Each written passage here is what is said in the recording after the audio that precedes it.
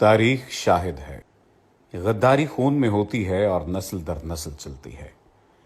یاد رہے کہ تاریخ جھوٹ نہیں بولتی۔ قیام پاکستان کے کچھ علاقوں میں عوامی ریفرنڈم کروانے کا فیصلہ کیا گیا، جس میں عوام کی اکثریت نے پاکستان کے ساتھ الحاق کو ترجیح دی۔ بلوچستان میں البتہ گورو نے یہ اصول اپنانے سے انکار کر دیا، کیونکہ انگریز چاہتا تھا کہ بلوچستان آزاد حیثیت میں قائم رہے تاکہ بر صغیر سے انخلا کے فوری بعد انگریز اپنی گورننس وہاں منتقل کر دے اور پھر وہاں بیٹھ کر بتدریج خطے کا کنٹرول دوبارہ حاصل کر سکے۔ چنانچہ بلوچستان میں عوامی ریفرنڈم کی بجائے وہاں کے شاہی جرگے کے اکثریتی ووٹ کی بنا پر فیصلہ کرنے کا اعلان کر دیا گیا۔ یہ نہایت حساس معاملہ تھا۔ اگر شاہی جرگہ الحاق کی پاکستان سے انکار کر دیتا تو پاکستان کی جغرافیائی پوزیشن بہت کمزور ہو جاتی۔ شاہی جرگے کے متعلق جان لیں۔ بلوچستان کے کچھ علاقے بشمول کوئٹہ، پشتین تو برطانوی ریاست کے زیر انتظام تھے، لیکن دوسرے علاقے بشمول ریاست کلات، ریاست خاران، ریاست مکران، ریاست لسبیلا وغیرہ آزاد ہوا کرتے تھے۔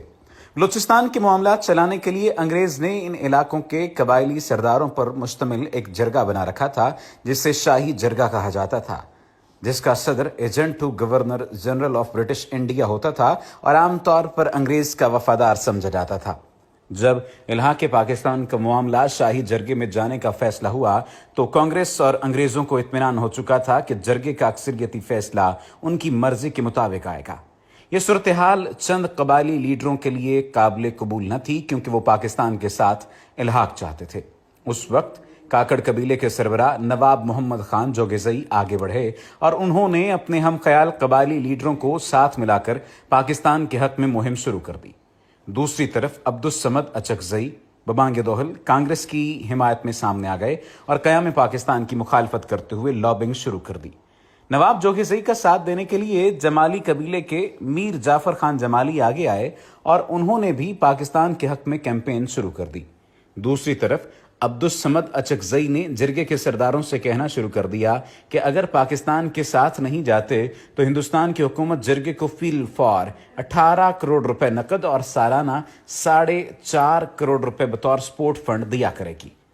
اتنی پرکشش آفر سن کر بہت سے سرداروں کا فیصلہ ڈگمگا سکتا تھا۔ چنانچہ نواب جوگیزئی اور نواب جمالی نے بھرپور کیمپین شروع کی اور ہر سردار کے پاس جا کر قیام پاکستان کے حق میں ووٹ دینے کی سفارش کرنا شروع کر دی۔ جس وقت نواب جوگیزئی، جمالی اور نسیم حجازی جیسے لوگ شاہی جرگے کے اراکین کو پاکستان کے لیے قائل کرنے کی کوشش کر رہے تھے، عین اسی وقت مسلم لیگ بلوچستان کے صوبائی صدر نے شاہی جرگے کے صدر ایجنٹ گورنر جنرل سے اپیل کی کہ شاہی جرگے سے کلات، کاکڑ اور جمالی قبائل کے سرداروں کو نکال دیا جائے۔ یہ مطالبہ حیران کن تھا، کیونکہ اگر ان سرداروں کو نکال دیا جاتا تو پھر قیام پاکستان کے حق میں ووٹ ڈالنے والا کوئی نہ رہتا۔ ریفرنڈم کی تاریخ 29 جون کو طے ہوئی تھی اور اس وقت تک نواب جوگیزئی اپنے ساتھ اچھی خاصی حمایت اکٹھی کر چکے تھے، لیکن بلوچستان مسلم لیگ کے صوبائی صدر کی درخواست کا جائزہ لینے کے لیے شاہی جرگہ صدر نے 28 جون کی رات اعلان کر دیا کہ 29 جون کے اعلان میں صرف وائسرائے کا پیغام پڑھ کر سنایا جائے گا اور ووٹ 3 جولائی کو ڈالا جائے گا۔ اس کا مقصد یہ تھا کہ اگلے چند دنوں کے اندر جرگے کی کمپوزیشن تبدیل کی جا سکے۔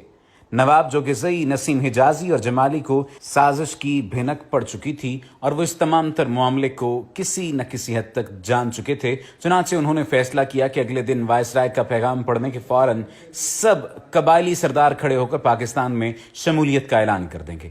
اگلے دن 29 جون کو اجلاس شروع ہوا، وائسرائے کا پیغام پڑھا گیا اور اس کے فوراً بعد جوگیزئی، جمالی، کاکڑ اور دوسرے قبائل کے سرداران اپنی جگہ سے کھڑے ہوئے اور پاکستان میں شمولیت کا اعلان کر دیا۔ یہ عام بات نہیں تھی۔ 65 کے جرگے میں 40 سے زائد سرداران نے جب یہ اعلان کر دیا تو پھر 3 جولائی کے اجلاس کی اہمیت ختم ہو گئی اور یوں اللہ کی مہربانی سے بلوچستان پاکستان کا حصہ بن گیا۔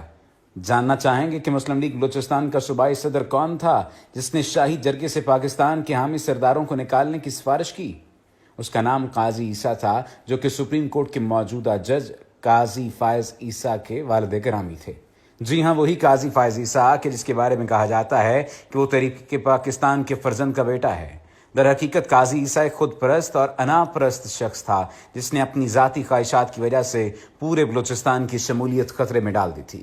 آج اس کے بیٹے نے محض 3 ارب رشوت لے کر ملک کو 500 ارب کا نقصان دیا، اور اس سے بڑھ کر ملک کے عدالتی نظام کی ساکھ پر ایسا کالا ٹیکا لگایا جو شاید صدیوں تک مٹ نہ سکے۔ سچ کہتے ہیں غداری خون میں ہوتی ہے۔ اوپر بیان کیے گئے واقعات تاریخ کا حصہ ہیں۔